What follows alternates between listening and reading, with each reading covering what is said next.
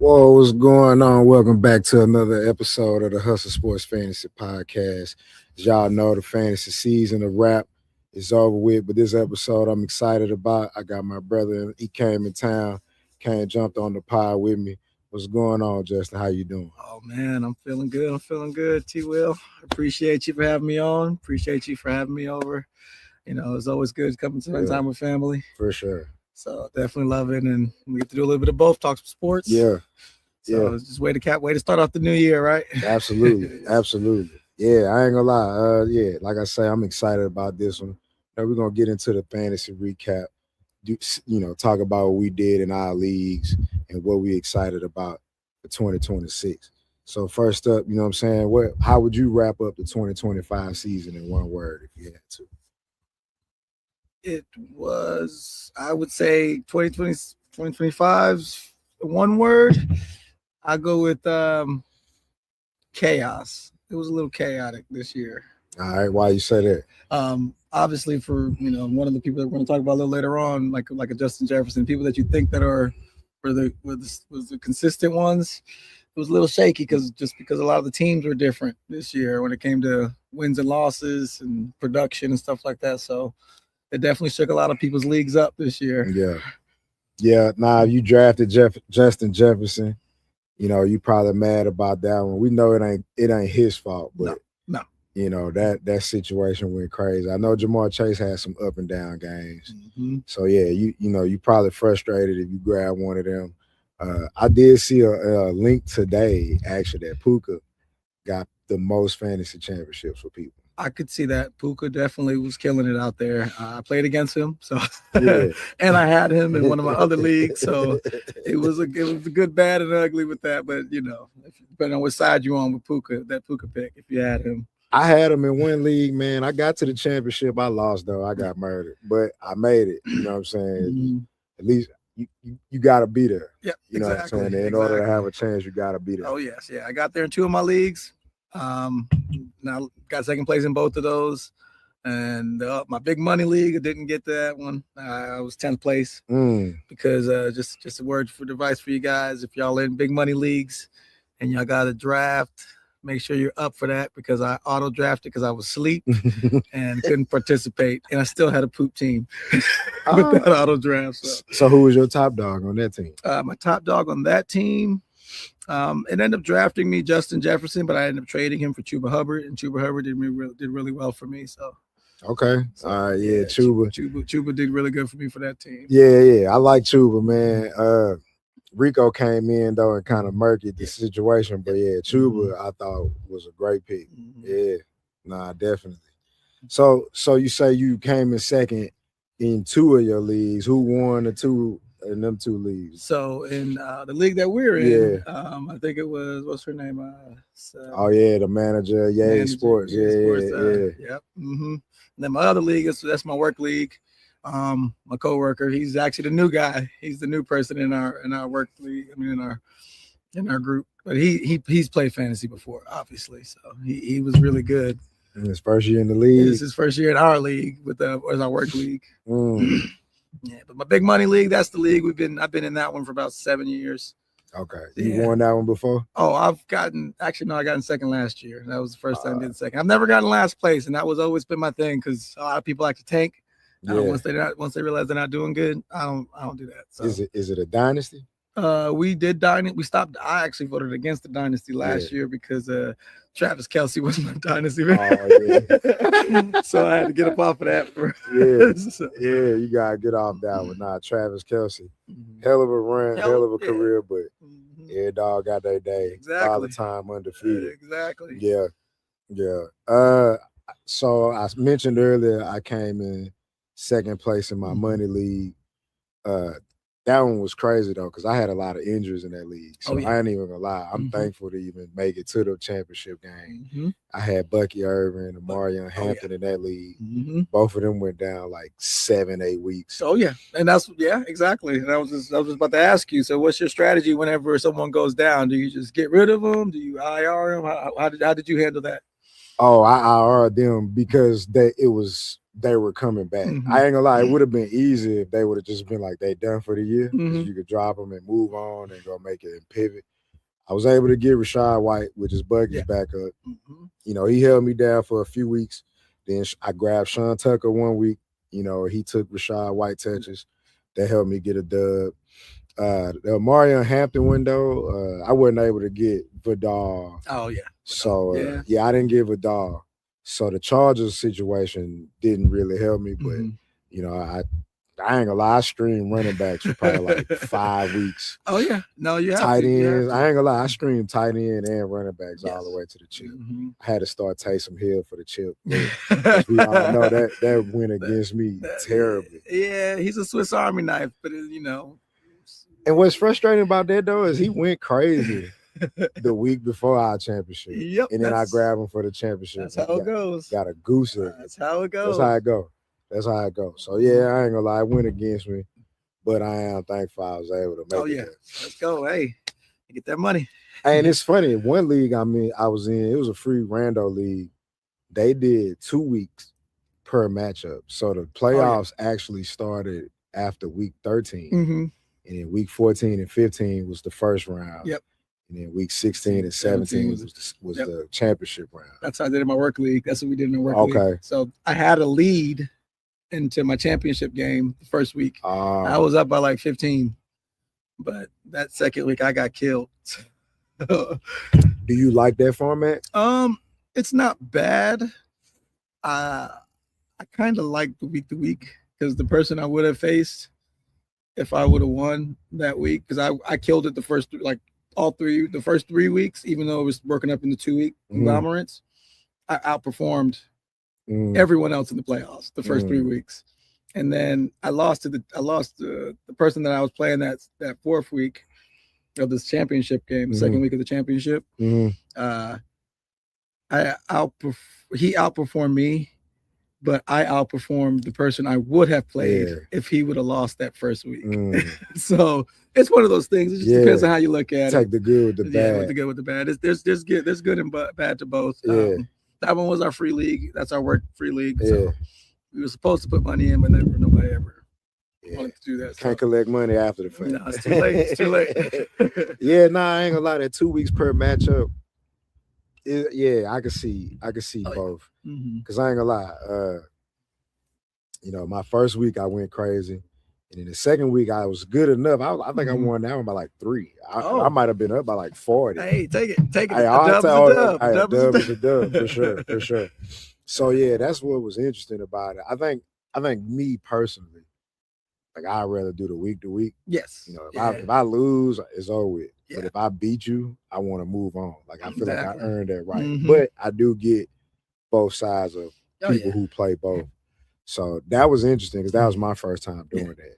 Yeah, that was my first time too. I don't know exactly how it ended up like that. I don't know if it's a new thing that came out. I'm not entirely sure. I mean, my commissioner, she's I don't know if she was just playing with things and accidentally pressed that or what. Yeah. But it was cool. It was that way in that one, and then the other leagues was all 1 weeks. So.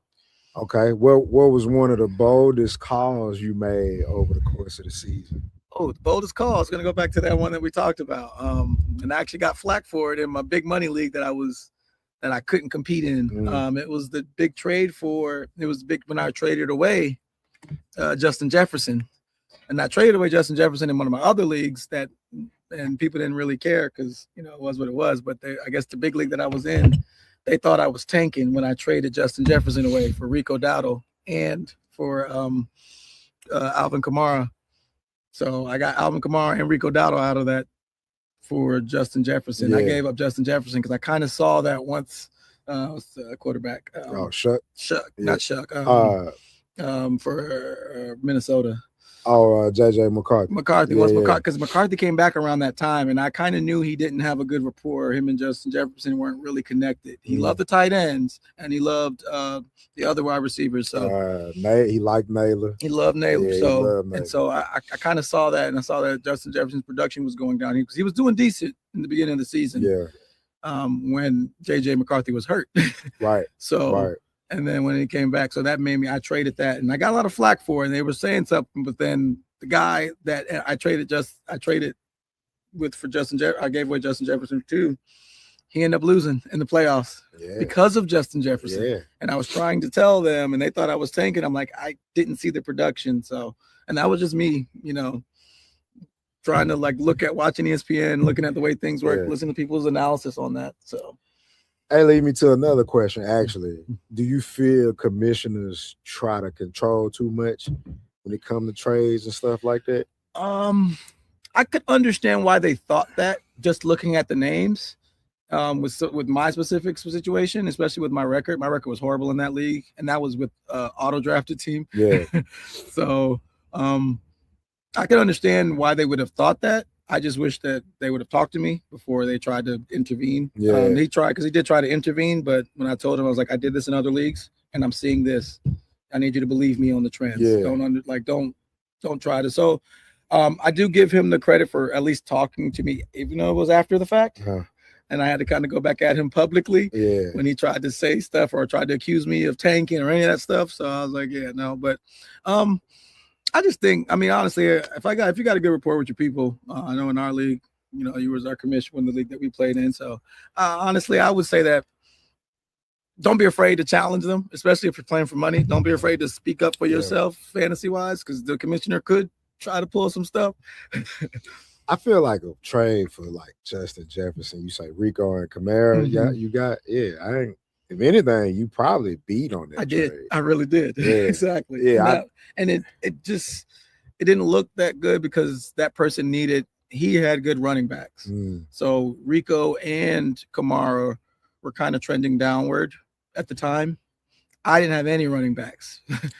So the way that my draft was that they gave me a lot of wide receiver heavy. So I had like 5 or 6 great wide receivers. So I was okay with giving up Justin Jefferson for some good running backs. Yeah. So, and the commissioner saw that the person I was giving the Justin Jefferson to needed a good wide receiver. So he wasn't even really worried about you. No, he was worried about the guy you traded with. Exactly. Okay. But I was trying to tell him, I'm like, I don't think it's going to come to fruition like he thinks it will for Justin Jefferson. And not because of Justin Jefferson, like we talk about, because of the way that team was playing. They didn't. Yeah, McCarthy. And what's crazy is I think he a winner. Gamer. Yes, he is. I think he a gamer. I think he a person you want on your squad. But yeah, it ain't clicking just yet. But he only he 10 games in. Yes, it does remind me of Baker Mayfield in Cleveland with Odell Beckham and Jarvis Landry. Yeah. Kind of that early on, it was really hard for Odell Beckham to vibe with the way that Baker was doing. But look at Baker now. Yeah. I mean, obviously, we'll talk about that later. Yeah. Tampa on the wrong end. They're going the wrong direction. Yeah, but I mean, give it time. But in the meantime, we as fantasy players and owners, we're not thinking about what the future holds. We gotta look at now and trying to win for this year. Right. Just like with the Travis Kelce. Right. Yeah. Because and it's funny. I heard somebody talking about that they should have dropped or not dropped him, but they should have got out Kelce in Dynasty. Yep. Like 2 years ago. And that's where I made the mistake. Oh, you held on to him too long. Yep, too long. I ain't gonna lie, I'm terrible in Dynasty league. I'm in one Dynasty league. I don't even think I got a playoff appearance. I think I've been in there like 4 years. I don't even think I got a playoff appearance. Oh, man. Nah, it's tough. It is tough. It is tough. It is. I was able to get Cam Ward in the rookie draft. I got Scatterboo. Okay. I like Scatterboo. Oh, yeah. Ward, I mean, it's Tennessee, though. I feel like everybody recently has looked bad with Tennessee. Yes. They need more talent. But Scatterboo, he popped. I think he's going to be good. I do think they're going to get rid of that coach, but I do think he's going to be good. I'm excited about the Giants next season, though. I ain't going to lie. I think they're going to be lit. Yes. Talking about a healthy Neighbors, a full year Jackson Dart, and Scatterboo coming back healthy. And a new scheme, hopefully a good head coach that's going to actually take care of them and not throw them out there just to keep his offenses going the way he wants it. Yeah, because they were still running Dart, like design runs in like week 14. It's like, bro, y'all really out of it. It's really just reps for the game. And Theo Johnson, I ain't gonna lie, I streamed him a few weeks. He helped me get some dubs. I like him. He looked solid. Like he big play. So this year was crazy though. I asked you who was your best move was the trade. What was your worst move? Worst move? Oh, it was actually that same draft. I traded for a running back earlier, a couple weeks before that. I wouldn't say I would say it's my worst. I traded for Charbonnet, not Charbonnet. I traded for what's his name? Not Charbonnet, the other running back. Kenneth Walker. Kenneth Walker. I traded for Kenneth Walker. I think I gave up a little too much for him. I gave up one of my, I think it's the second round for my next draft, and then 2026, which I think is going to bite me a little bit. Oh yeah. I gave up a second round, and then I think I gave up one of my wide receivers. I gave up Rashee Rice, who was on IR at the time. Not IR, who was on. He was suspended. So I ain't gonna lie, I'm not in love with Kansas City wide receivers though. No, and that's why I kind of gave him up, because that was that draft. They auto drafted him for me. Okay. And so I had him, but I couldn't do nothing with him anyway for the first couple of weeks. Yeah. And I was getting dog walked. First couple weeks. I mean, they speaking of Rashee Rice, it was a breakdown of because when he was suspended the first 6 games. Yep, first 6 games. It was like people who drafted Rashee Rice was either 0-6 or like 1-5. Like they were pretty much done. And the guy in my league who stashed Rashee Rice, I ain't gonna lie, we lucky he didn't make the playoffs. He was loaded. And he was like, he started off 0-9. Oh, wow. Yeah, but I ain't gonna lie, he went on a crazy burner towards the end. We really lucky he didn't make the playoffs because his squad, top to bottom, he was loaded. 6-man playoffs or 4-man for that one? It was 6-man. Oh, so he got the top 2 got the bye. Oh, okay, that's good. That's good. That's something that matters. When I will tell you guys, that's nothing that matters is the playoff format, like we were just talking about with the 2 weeks. Yeah. Also if it's 4 teams or if it's 6 teams that get in. Yeah. So. Yeah. I like the 16 format. I feel like, if you finish first or second, I feel like you earn the right to move to that second. Like just like real playoffs. I know they went to 7 teams recently, but before that, it was 6 teams. The top 2 got the bye. I'm okay with that. Yeah, you earned that right. I think, especially for your money leagues. I would say for the money leagues, if I'm putting money into it, I would want at least, if it's 12-man, for 12-man team, I want at least 6. I want half the league in. Yeah. So we can, I earn the right to chill the first week. Exactly. If I lose the second week, it is what it is. Exactly. But I mean, I did my thing during the regular season. And what's crazy about my buy in that league, I was 8-6, so it wasn't like I was crazy good. It's just, I jumped out. I think I started off 4-1, went on a bad losing streak. But everybody else who was under me, they was up and down, so it worked in my favor. That's for sure. Yeah. So looking ahead to next season, 2026, who are some players you excited about? What's some lessons that you learned from? Or let's break it down. Let's do first. Who are some players you excited about for 2026? Ooh, you see the gear. You see the gear, but I'm gonna have to go against it. And obviously it's gonna be his team. So my mother-in-law was calling me this morning and was talking to me about it too. So I'm gonna have to go with the New Orleans Saints, that quarterback they got out there. Yeah. Tyler Shaw. Shuck. I've heard Shuck. Tyler Shuck. I haven't heard a few things. Tyler Shuck, man. He 25, but he's ready. Also, I love that offensive scheme that Kellen Moore. That Kellen Moore has down there. I feel like everywhere he's been, he's made his quarterbacks look really, really good. Yeah. So he has. Yeah, Dak. I know he didn't win, but he was an MVP finalist that year with Kellen Moore. Philly won with Kellen Moore on the staff, and Jalen Hurts did look like a better thrower. Yes, he did when Kellen Moore was there. So I think Tyler Shuck 2 years with Kellen Moore calling the plays out there. I think he's going to be something dangerous, obviously, and honestly, as a Panther fan, hopefully we make the playoffs. But I can't deny that the hottest team in the NFC South is the New Orleans Saints because of Shuck. Yeah, I think we just look different. We look we look more poised, like just more like comfortable. Yep. I saw a video with Cam Jordan and Chase Young. Oh, really? Cam Jordan got a podcast. Oh, yeah. And Chase Young was on there, and they were like, "Man, our locker room is not the problem. Like they like, oh yeah, we're close. Like our locker room is good." So. I hope Cam come back one more year. I think he will, especially seeing how y'all ended this year. Yeah, no, I don't see y'all losing. I don't see y'all losing to this. I don't see y'all losing to the Falcons tomorrow, because as much as I would, I wouldn't be mad if they did, because that means the Panthers automatically in regardless. Yeah. But I don't see that happening with Chuck playing the way he's been playing. I hope not. We lost to Atlanta earlier. And, as a Saints fan. Before Chuck. Yeah, before Chuck, it was Rattler. And I thought Rattler was decent. He's not bad. He's not bad, but I don't think he's ready. I don't think he understand or grasp the plays like Chuck does. Chuck did. One thing I noticed about Chuck, though, is he's good at making something out of nothing. Mm-hmm. Like, he'll take off running in a heartbeat. That if he part for fantasy. To. You hear that, fantasy play?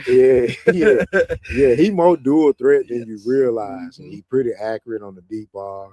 He looked like he tough. He looked like he a gamer. Mm-hmm. He had a great game against Tampa Bay a few weeks ago. I started Devin Neal that game. Yep. And he had a great game that day. I think he the first Saints rookie for like back-to-back 300-yard games, I think, since the Daddy Manning. Since Archie Manning. Man. Rookie, So Chuck, I think we got one with him. I'm excited about that. Okay, who's yours? A player I'm excited about for next season. I ain't gonna lie. I'm gonna go back to Amarion Hampton. I think when he, when Najee was there, they was bringing Hampton along slowly, which makes sense. Najee the vet, and then when Najee went down, Hampton started going crazy. Yeah. And then he got hurt with the Chargers. Yeah, so I'm excited to see what he'll look like with a full year, especially if he healthy the whole year. I think what's also going to happen too is they've had a roughshod offense. They had a makeshift offensive line this year. Yeah. And imagine if them having some good boys. Right. I trust Harbaugh down there. Oh, for sure. So I could see it being Hampton's run game. Next year. Oh, that's one. Oh, another one is RJ Harvey. RJ Harvey, definitely. I think he's another person that beat up on me. that cost me one of my championships as well. RJ Harvey was definitely one of those workhorses. Yeah, he about cost me mine, honestly. I had him in my money league, and I told you Bucky and Amarion got hurt, and I dropped him because I had to make room. Yep. Because we had 6 bench spots with an IR spot. So we didn't have the 7 spots. So I really didn't have room to keep Harvey. I dropped him. Dude scooped him. And he started going crazy.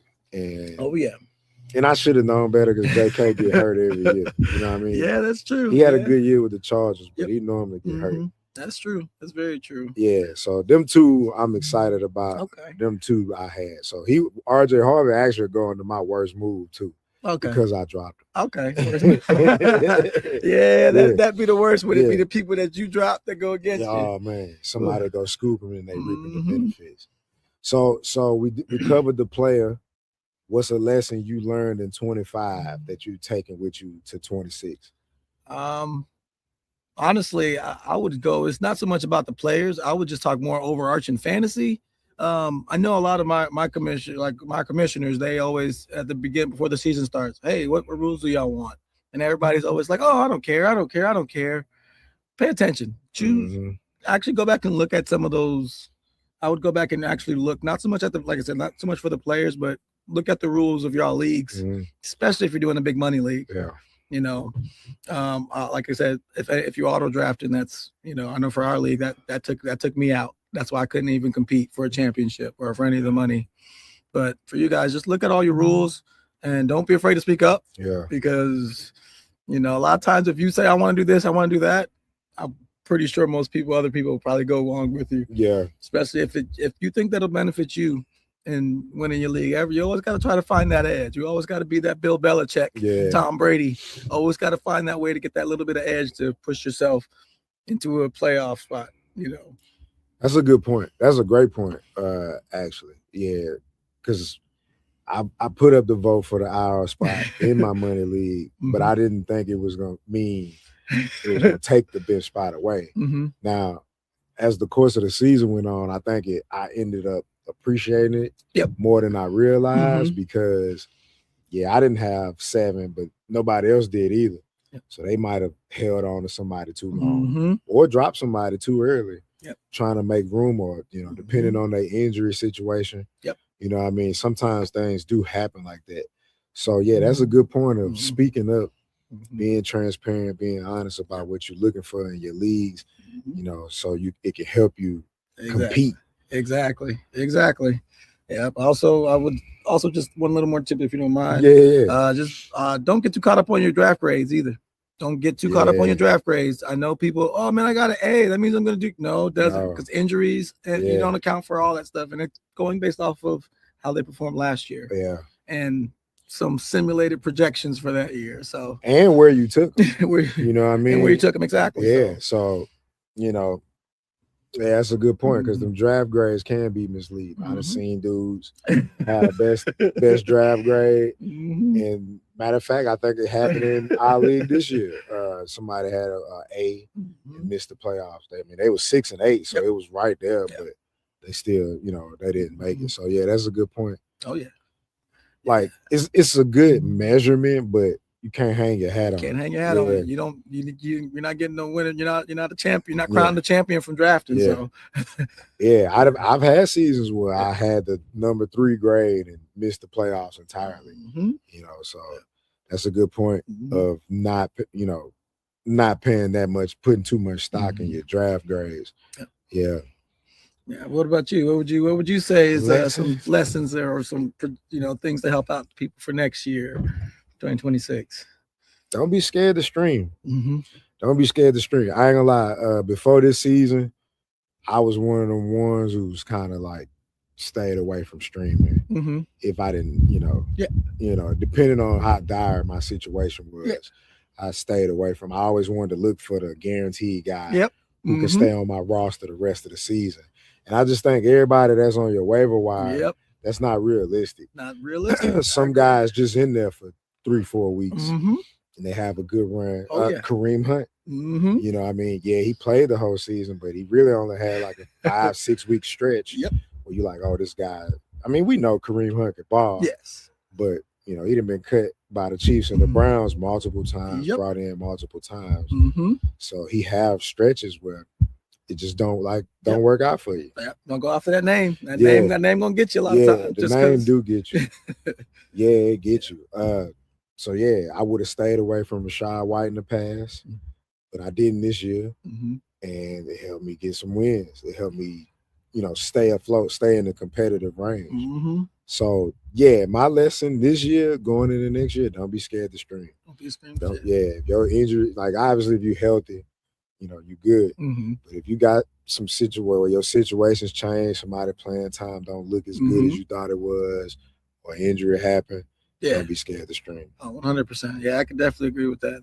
That makes a lot of sense. That's definitely what carried me, especially, that's what helped me not get last place with having that ugly auto draft that I had. So it helped me keep me out of last place by actually going into that waiver wire and playing that way to get better players. It be some gems out there. It be some gems. Shuck sat on our waiver the whole year. Even I think he might have sat on there 4 weeks after he started. Man. So people like that, they be available. Sometimes you got to be a little early on the streamers too, though.